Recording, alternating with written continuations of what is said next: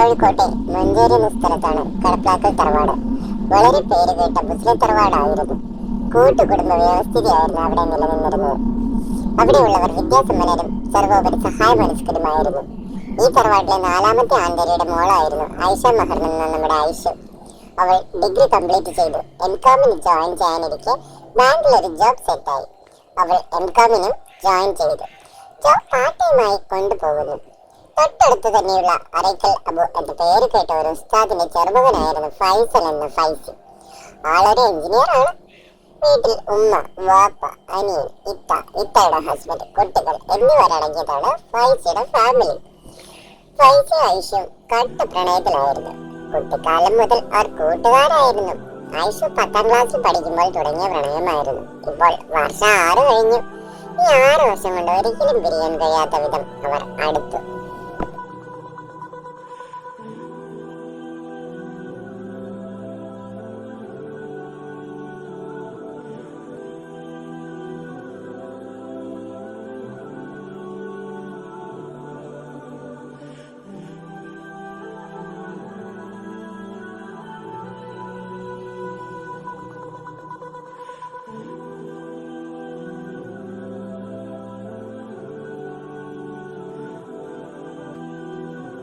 എൻ്റെ ഐഷു, നമ്മുടെ കുട്ടിക്കാലം മാഞ്ഞത് ഇന്നലെ എന്ന പോലെ.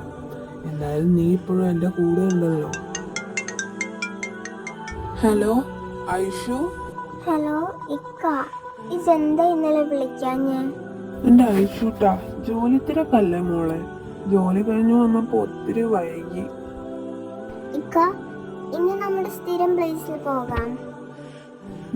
അത് പറയാനാ നിന്നെ ഞാൻ വിളിച്ച. എപ്പോഴാ വരണ്ടേ?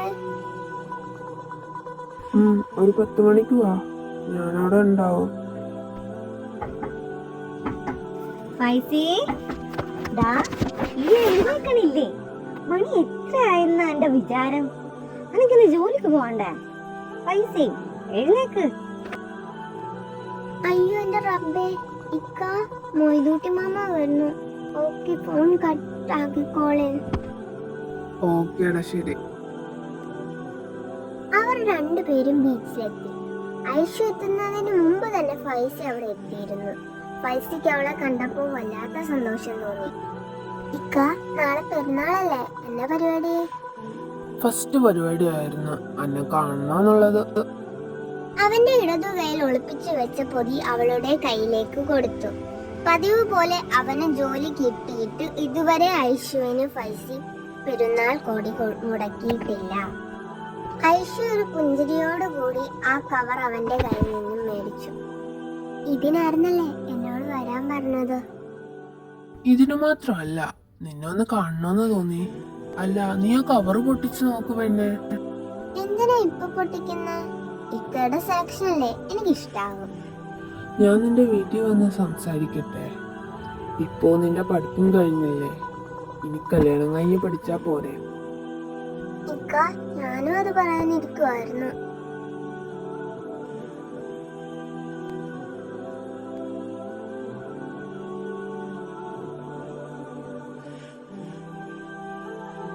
എന്നാ നമുക്ക് പോവാ ഐഷു. നല്ല പൊള്ളുന്ന വെയില്. നീ വന്ന് വണ്ടി കയറ്. അതുക്ക് മുമ്പ് ഇക്കയുടെ കൈയൊന്ന് നീട്ടിക്കേ. എന്താണ് ഇക്ക, നിങ്ങളുടെ കൈ കാണിക്കണ്ടേ? എന്താ ഐഷു, ഇത് ഒന്നിനും സമ്മതിക്കൂല. എങ്ങനെയുണ്ട്? എന്റെ ആദ്യത്തെ സാലറിന് മേടിച്ചതാ. ഇക്ക വാച്ച് കേട്ടില്ല, നീ വാച്ച് പിടിച്ച നമ്മുടെ സ്വഭാവം മാറും, കേട്ടല്ലോ? കൊള്ളാലോ. ഓ, ഇനി ഞാൻ വാച്ച് കെട്ടിക്കോളാമേ. എന്താണ്, കുറെ നേരമല്ലേ രണ്ടും കൂടി ഇവിടെ കിടന്ന് ചുറ്റിക്കറങ്ങുന്നു?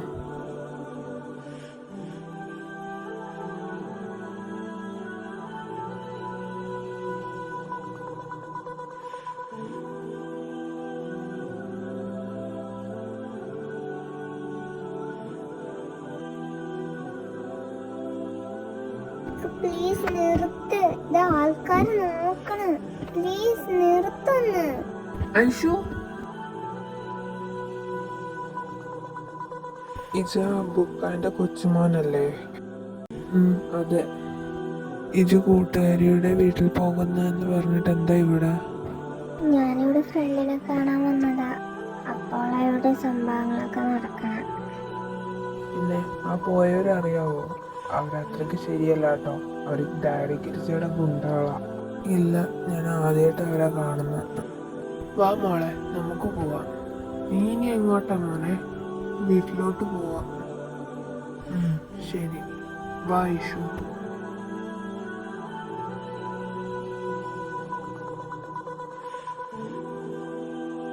ഐഷു, നിനക്ക് ആ പയ്യനെ അറിയോ?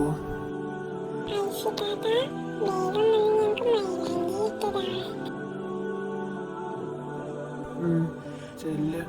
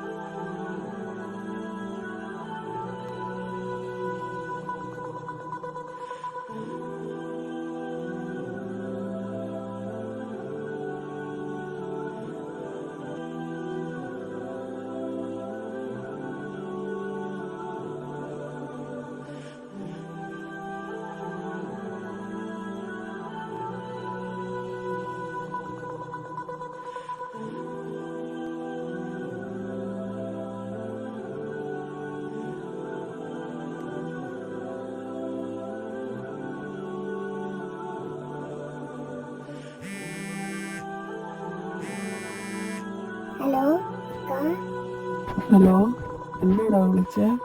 എനിക്ക് പേടിയായിട്ട് വയ്യ. ഇനി എന്തേലും തല്ലയാവോ? നീ പേടിക്കണ്ട, ഞാൻ അവരെ കുറിച്ച് അന്വേഷിച്ചു. നിന്റെ പാപ്പ പറഞ്ഞ പോലെ ഡാഡി ഗിരിജയുടെ ആൾക്കാരാ. അവര് ക്യാഷിന് വേണ്ടി ഓരോരുത്തരുടെ മെക്കിട്ട് കയറുന്നേ ഉള്ളൂ. നീ പേടിക്കൊന്നും വേണ്ട. എന്തിനാ എല്ലാരും ഇവിടെ ഉണ്ട്. എനിക്ക് പേടിച്ചിട്ട് വിളിച്ചതാ. ഒന്നുമില്ല, നീ പോയി കിടന്നുറങ്ങാൻ നോക്ക്.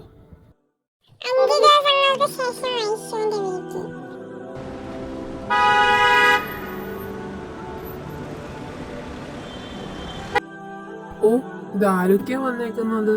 അകത്തേക്ക് വാ.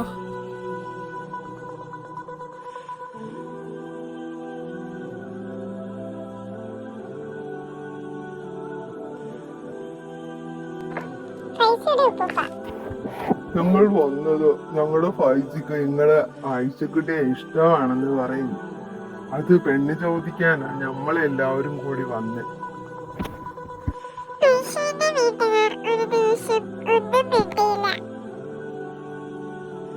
ഞങ്ങൾക്ക് ഈ ബന്ധത്തിന് സമ്മതമാ.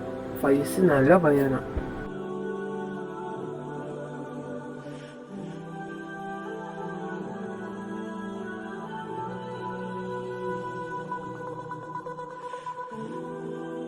അങ്ങനെ അവർ ഐഷയുടെ ഫൈസയും കല്യാണം ഉറപ്പിക്കുന്നു.